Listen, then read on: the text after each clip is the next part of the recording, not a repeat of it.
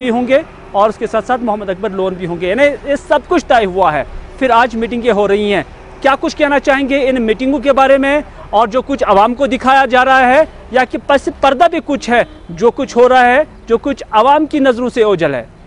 देखिए, बिल्कुल हिलाल, आवाम की नज़रों से ओझल तो कुछ नहीं है क्योंकि आवाम सबको जानती है। ताहम नासिर असलम का ये बयान कि एजेंडा तय नहीं है, एजेंडा तय है। और ये एजेंडा अगर तय नहीं होता तो उमर अब्दुल्ला का ट्वीट लगभग 2 महीने से खामोश नहीं, 1 महीने से खामोश नहीं होता। उमर अब्दुल्ला के साथ साथ फारूक अब्दुल्ला की खामोशी नहीं होती। और यहाँ दूसरी जो बड़ी जिनके ट्वीट्स की, जिनके बयानात की कोई अहमियत है, वो खामोश नहीं होती। खामोशी है और इस खामोशी के पीछे ये कहानी है कि कुछ एजेंडा तय है, लेकिन ये एजेंडा क्या तय है ये अब देखने वाली बात कल होगी। क्योंकि फारूक अब्दुल्ला अपने पार्टी कारकुनों से पहले ही जहाँ उन्हें एक इख्तियार दिया जा चुका है कि वो दिल्ली जाएं ना जाएं, फारूक अब्दुल्ला तक है। वो दिल्ली में क्या बात करें क्या नहीं करें ये फारूक अब्दुल्ला तक है जो पार्टी का, लेकिन फिर भी वो अपने पार्टी कारकुनों से मीटिंगें कर रहे हैं। आज भी उन्होंने मीटिंग की, कुछ जिस तरह नासिर साहब ने भी बताया कि वो अपने कारकुनों से टेलीफोनिकली राब्ते में हैं। यानी सब कुछ सोचा, जो मंसूबा है वो तैयार किया जा रहा है। लेकिन इस सारे मामले में बहुत ही इंपॉर्टेंट ये रहेगा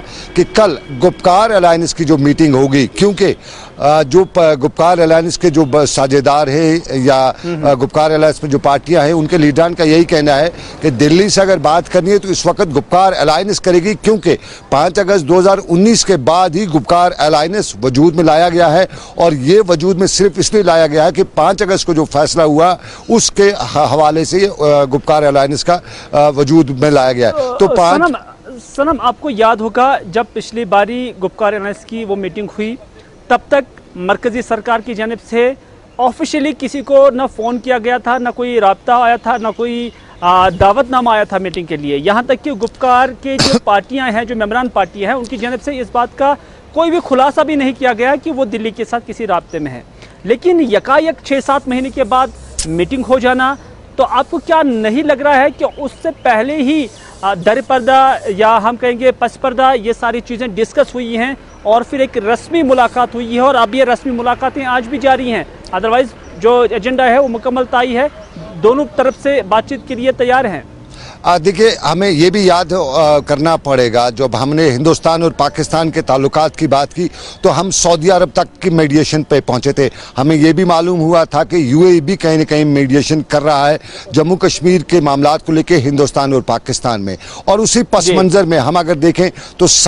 करीबन 9 महीने के बाद अचानक गुपकार अलायंस का जिंदा होना, मीटिंग करना, और उस मीटिंग में फारूक अब्दुल्ला साहब अचानक मीटिंग बुलाना, और ये मीटिंग हस्ब दस्तूर या हस्ब रिवायत फारूक अब्दुल्ला के घर पे होने के बजाय महबूबा मुफ्ती के घर पे होना, ये बड़े इशारे कर रही है कि कहीं न कहीं ये मीटिंग, जो गुपकार अलायंस की मीटिंग भी हुई, ये कहीं न कहीं किसी और की तरफ से जो हालात हैं, जो वाक़ात हैं, उनकी अक्कासी की तरफ से इशारा है। और उसी इशारे के बाद ये मीटिंग हुई। और इसमें हमने तब भी स्टोरी की थी, हमने तब भी खुलासा करते हुए बताया था कि ये मीटिंग जो है कायदे और कानून के मुताबिक पार्टी चेयरमैन के घर पे होनी चाहिए थी, पार्टी के सरपरस्त आला फारूक अब्दुल्ला के घर पे होनी चाहिए थी, क्योंकि वो उम्र में भी बुजुर्ग हैं, सियासत में भी बड़े हैं, तजुर्बे में भी बड़े हैं। उनके घर पे गुपकार के अलायंस के भी प्रेसिडेंट हैं। उसके बरक्स से महबूबा मुफ्ती के घर पे मीटिंग होना एक इशारा कर ही रही थी कि तार लंबे हैं और ये लंबे तार कुछ सुलझाना या सुझाना चाहते हैं। और उस वक्त सनम ये भी खदशात जाहिर किए जा रहे थे कि शायद जो PDP है वो उनके साथ कंसेंसस नहीं बन रहा है या उन्हें एतमाद में नहीं ला पाते थे। लेकिन अब क्या धीरे धीरे लग रहा है कि PDP भी एतमाद में आ गई, या कि फिर PDP का कुछ अलग एजेंडा हो सकता है? देखिए, अगर हम PDP की बात करें तो PDP के जो क्लोज क्वार्टर्स हैं या टॉप सोर्सेज जो PDP के अंदर मौजूद हैं, वहां आज भी महबूबा मुफ्ती के साथ जो मीटिंग हुई, उनका आज भी यही कहना था कि नई दिल्ली के साथ अगर बात करनी है तो गुपकार अलायंस करेगा। और गुपकार अलायंस का वजूद जो है, ये मौजूद वजूद सिर्फ हुई है 5 अगस्त के बाद। सियासी जमातें दिल्ली से बात नहीं करेंगी जो गुपकार अलायंस में, यानी ना PDP करेगी, ना नेशनल कॉन्फ्रेंस करेगी, ना दूसरी कोई सियासी जमात करेगी, बल्कि ये गुपकार अलायंस दिल्ली से मीटिंग करेगा और गुपकार अलायंस 2019 का जो 5 अगस्त का फैसला है उसी के आसपास करेगा। स्टेटहुड की गुपकार अलायंस को कोई बात करनी नहीं है। यहाँ पे जो स्टेटहुड के साथ साथ जिस तरह डिलिमिटेशन के कुछ हवाले से बातें की जा रही हैं, इलेक्शन के हवाले से बातें की जा रही हैं, ये पीडीपी की जो आज के जो उनकी टॉप लीडरशिप में बातचीत हुई है उनने यही फैसला लिया कि गुपकार अलायंस की कल की मीटिंग में ये सुझाव दिया जाएगा कि अगर दिल्ली से बात करनी है तो गुपकार अलायंस करे और गुपकार अलायंस 5 अगस्त 2019 के हवाले से बात करे। स्टेट की बात कोई सियासी जमात कर सकती है, उसमें उनने बहुत सी सियासी जमातों का नाम लिया है। यहाँ एडमिनिस्ट्रेटिव काउंसिल की बात करनी है तो उसमें उन्होंने भी कुछ सियासी जमातों का नाम दिया है, उन लोगों का नाम दिया है। उनका कहना है कि मैंडेट जो गुपकार अलायंस का है वो है 5 अगस्त 2019 का फैसला, उस फैसले के हवाले से ही मीटिंग करनी है। तो दिल्ली जो लोग जाएंगे वो इस हवाले से, और इंपॉर्टेंटली ये भी है उससे पहले एक कंडीसिव एटमॉस्फेयर बनाने के लिए, एतमाद साजी के लिए नई दिल्ली को मकौल महबूबा मुफ्ती के क्लोज क्वार्टर्स ये मशवरा दिया जा रहा है कि जितने भी पॉलिटिकल प्रिजनर्स हैं या जितने भी लोग इस सिचुएशन के हवाले से बंद हैं या उन पे कुछ मामलात हैं, उन पे एफआईआर हैं, उस हवाले से एक मुस्बत रोल दिल्ली दिखाए और उन सब की रिहाई अमल में लाए और साथ साथ में अगर कहीं कुछ इस तरह के मामलात हैं उनके एफआईआर वगैरह वापस ले ले, फिर बातचीत करे। एक चीज माननी पड़ेगी, महबूबा मुफ्ती इस वक्त या यूं कहीं पीडीपी इस वक्त नई दिल्ली के साथ बातचीत तो कर रही है, बातचीत में कहीं न कहीं वो सहंग भी दिखा रही है, लेकिन कहीं न कहीं वो दूसरे मामलात पर भी कश्मीर की पॉलिटिकल जो सिनेरियो है उस हवाले से भी कहीं टफ स्टैंड लिए हुए है और इस टफ स्टैंड में वो नेशनल कॉन्फ्रेंस को अपने साथ लेकर चले। आखिर पर सनम आपसे जानना चाहूंगा, मुख्तसरन आपसे जानना चाहूंगा कि एक तरफ जो दिल्ली ने एब्रोगेशन किया है भारतीय जनता पार्टी ने, जो उनका मौक़िफ़ था, पार्टी का भी स्टैंड था, दूसरी जानिब अब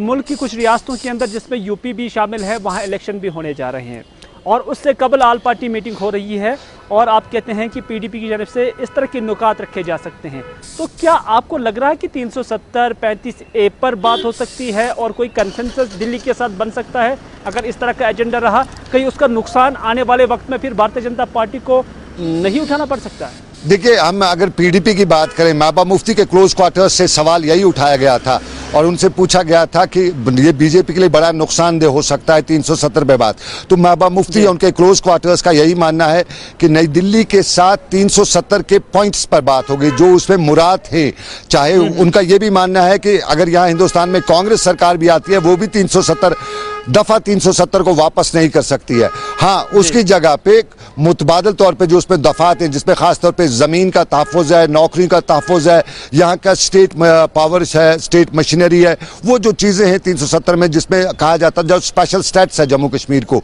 वो अगर वापस देते हैं और किसी और कायदे की शक्ल में, किसी और कानून की शक्ल में 371 375 जिस तरह 371 नॉर्थ ईस्ट स्टेट्स को है, 372 दूसरी हिमाचल को है, तो उसी स्टेट 376 77 78 400 420 21 25 26 किसी और नाम से भी जम्मू कश्मीर को दिया जाता है तो तब बात की जा सकती है। 370 का ये खुद मानते हैं कि 370 लफ्ज़ जो है वो वापस जम्मू कश्मीर को नहीं मिल सकता है।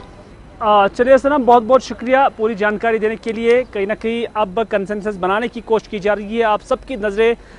जो कल गुपकार अलायंस की मीटिंग होने जा रही है मंगलवार को, तो उसमें पीएजीडी का क्या कुछ निकल कर सामने आ सकता है, उनका एजेंडा क्या कुछ हो सकता है, उनकी डिमांड्स क्या हो सकती हैं, उस पर गुफ्तशुनीद होगी और उसके बाद शायद मीडिया के सामने भी वो नुकात रखे जा सकते हैं। लेकिन फिल वक्त तक एजेंडा क्या होगा और गवर्नमेंट ऑफ इंडिया किस बात पर कायल हो सकती है और गवर्नमेंट ऑफ इंडिया क्या कुछ दे सकती है और क्या जम्मू कश्मीर की जो पॉलिटिकल पार्टीज़ है वो उन्हें कायल कर सकती है, जो कुछ भी उनके डिमांड्स है, ये देखने वाली बात है। और अभी तक इस हवाले